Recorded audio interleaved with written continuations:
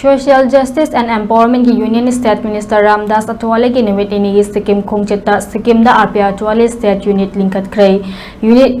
Union State Minister Ramdas Athawale National Secretary Maheshwar Thongnawjam North East in charge Binod Nikalji amadi atai party ki luchingba kayana saruk yaduna chatkiba khongchat aduda Sikkim lenga ke Chief Minister Governor yauna makok thongba official kayana makhoi butaramna okhe khongchat aduda Union State Minister na Sikkim State ki Social Justice Department ki review meeting su pangthokhibaga lunena Sikkim da anoba airport sana pa wafam su haudoklamkhe khongchat adugi maru oiba maram amasu oina Sikkim State